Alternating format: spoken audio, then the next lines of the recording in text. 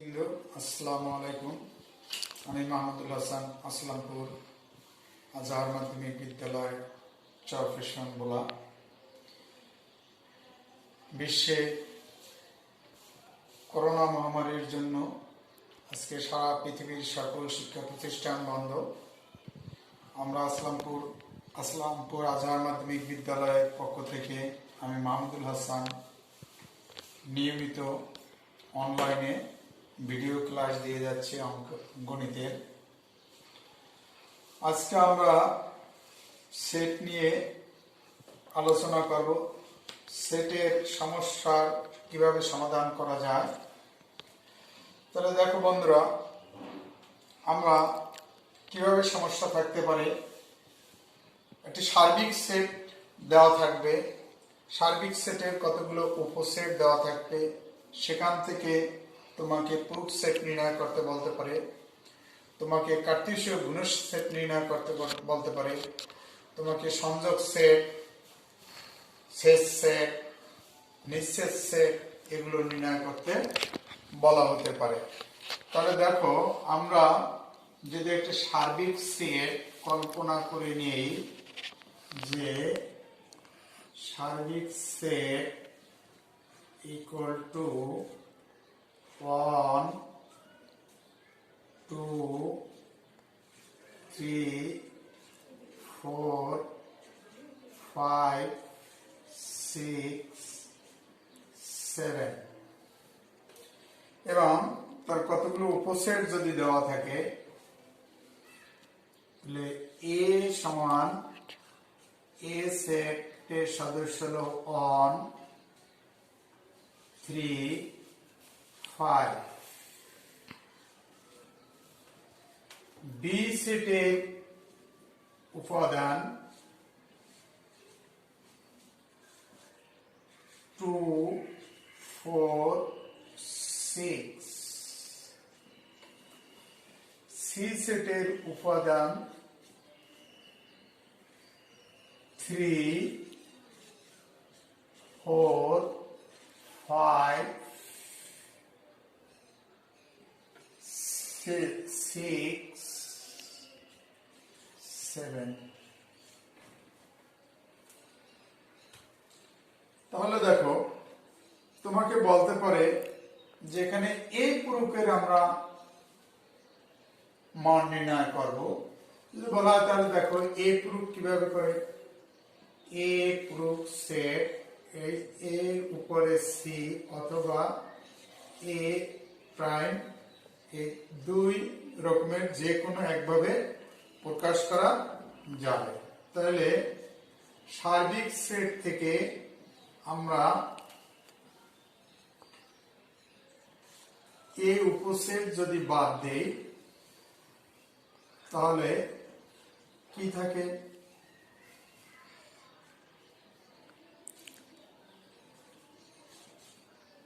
1 2 3 4 5 6 7 আর এ উপসেট আছে 1 3 5। এখন এই উপসেটটা সার্বিক সেট থেকে বাদ গেলে কি থাকে? থাকে আমার 2 থাকে, 4 থাকে, 6 থাকে, 7 থাকে। দেখো 1 1 বাদ, 3 3 বাদ, 5 5 বাদ, 1 3 5 বাদ গেলে আমার 2 4 6 7। আবার যদি তোমাকে বলা হয় বি প্রুফ নির্ণয় করো, বি প্রুফ সেট যদি আমরা নির্ণয় করি, তার সার্বিক সেট থেকে আমার বি উপসেট বাদ দিতে হবে। তাহলে কি থাকে? দেখো 1 3 1 2 3 4 5 6 7। বি উপসেট 2 4 6। তাহলে আমার এখানে 2 4 6 বাদ গেলে কি থাকে, 1 থাকে, 3 থাকে, 5 থাকে, 7 থাকে। ঠিক সি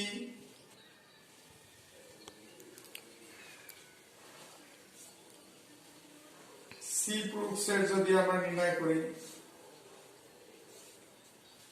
একই রকমের সার্বিক সেট থেকে বাদ দাও সি উপসেট। সার্বিক সেট আমার আছে 1 2 3 4 5 6 7 এবং সি উপসেট আছে 3 4 5 6 7। এখন 3 4 5 6 7 বাদ গেলে কি থাকে, 1 থাকে আর 2 থাকে।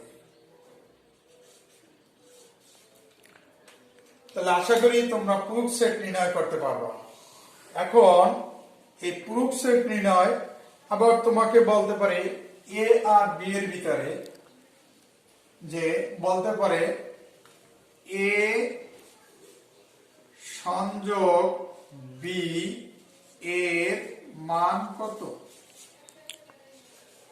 কি প্রশ্ন করব। তাহলে দেখো এ সংযোগ বি, এ সংযোগ বি, তাহলে আমার এ আছে 1 3 5, সংযোগ বি আছে 2 4 6। তাহলে এখানে সেটটা হবে 1 হবে, কর্ম অনুসারে লিখতে হবে, 2 হবে, 3 হবে, 4 5 6। অ্যান্সার, এ হলো অ্যান্সার। তাহলে তুমি সংযোগ নির্ণয় করতে পারলা। আবার তোমাকে যদি বলা হয় এ সেট সি নির্ণয় করো, এর মান কত, এর মান কত। দেখো তাহলে আমরা এ সেট সি, তাহলে এ আছে আমার 1, তাহলে এ সেট সি, তাহলে এ উপসেট আছে আমার 1 3 5 সেট, সি উপসেট আছে আমার 3 4 5 6 7। এখন এই দুইটি সেটের ভিতরে আমার কমন কোনটা সেটা দেখতে হবে। তাহলে দেখো এখানে 3 3 কমন আছে, তাহলে একটা 3, 5 আর 5 দুইটা সেটের ভিতরে, তাহলে আমরা এর সেট পেলাম কত,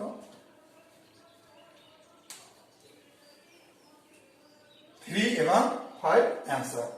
আশা করি তোমরা সংযোগ সেট, শেষ সেট আর নিঃশেষ সেটটা তো অবশ্যই, যদি এখানে যদি দুইটা সেটের সাথে যদি কোনো সদস্যের যদি মিল না থাকে তাহলে সেটটি ফাঁকা সেট হবে, তাহলে বুঝতে হবে এটা একটা নিঃশেষ সেট। সেটের যদি নতুন যে তুমি উপসেটটা পাবা সেখানে যদি কোনো সদস্য সংখ্যা না থাকে সেটের, অর্থাৎ কোনো এলিমেন্টস নেই, সেটের যদি কোনো এলিমেন্টস না থাকে তাহলে সেই সেটটি হবে তোমার শেষ সেট, নিঃশেষ সেট বা ফাঁকা সেট। আরেকটা বন্ধুরা মনে রাখবা, ফাঁকা সেটকে অনেক সময় শুধুমাত্র কার্লি ব্র্যাকেট দিয়া প্রকাশ করা হয় অথবা তোমার ফাই চিহ্ন দ্বারা প্রকাশ করা হয় ফাঁকা সেটকে। আসো তাহলে আমরা একটু সমাধান দেখি, যে তোমাকে বলতে পারে দেখাও যে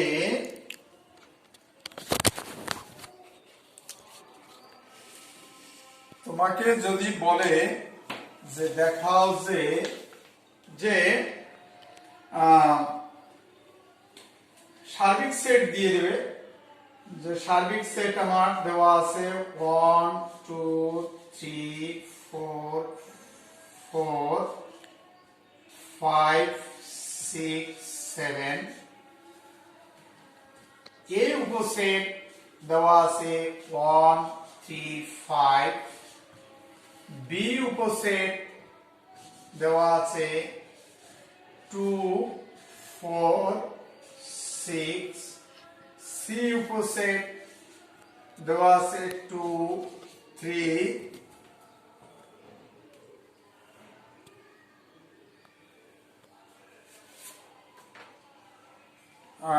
3 4 3 4 5 6 7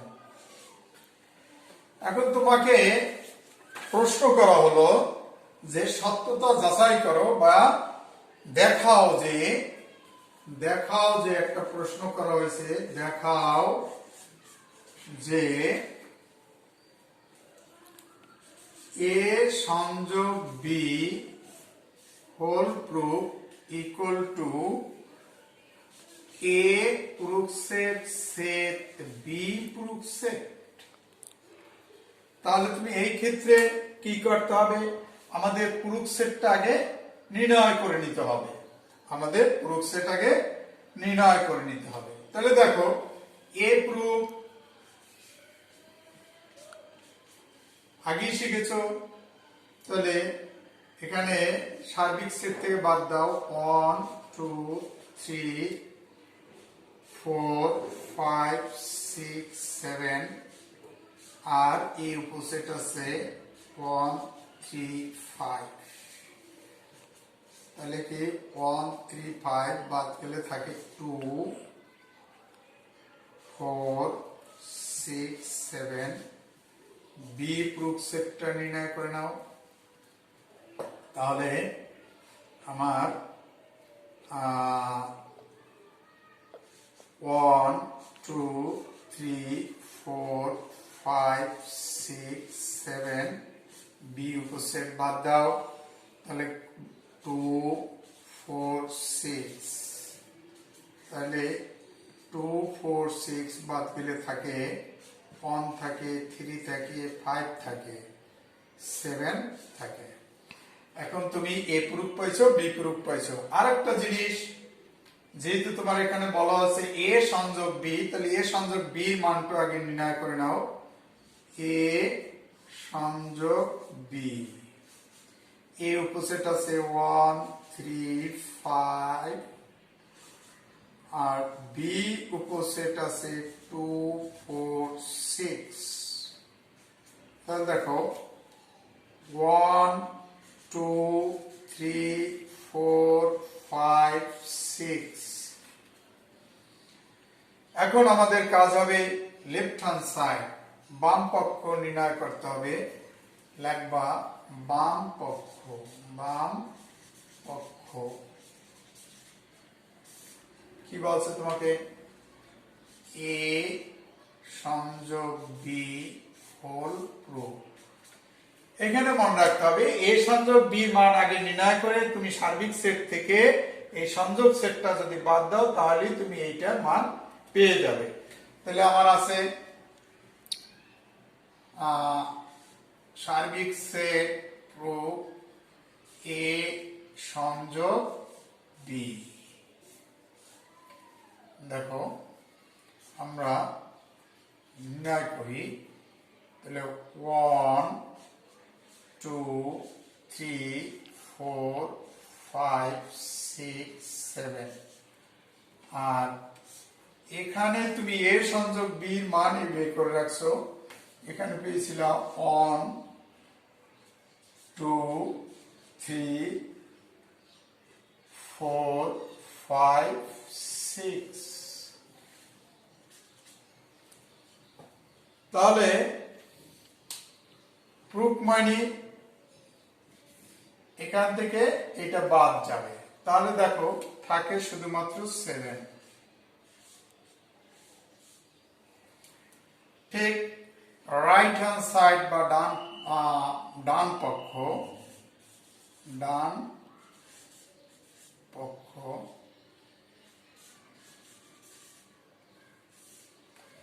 এখানে তোমাকে বলা হয়েছে A proof set B proof. তাহলে তুমি এ প্রুফের মান পেয়েছিলা 2 4 6 7 2 4 6 7 সেট বি প্রুফের মান পেয়েছিলা 1 3 5 7 1 3 5 7।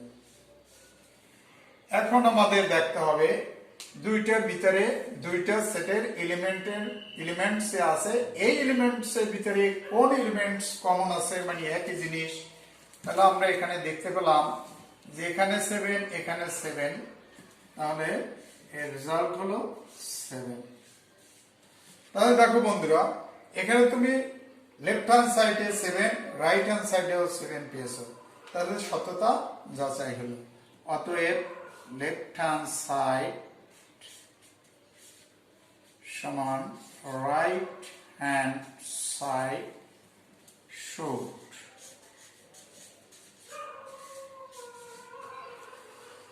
আশা করি বুঝতে পারছো।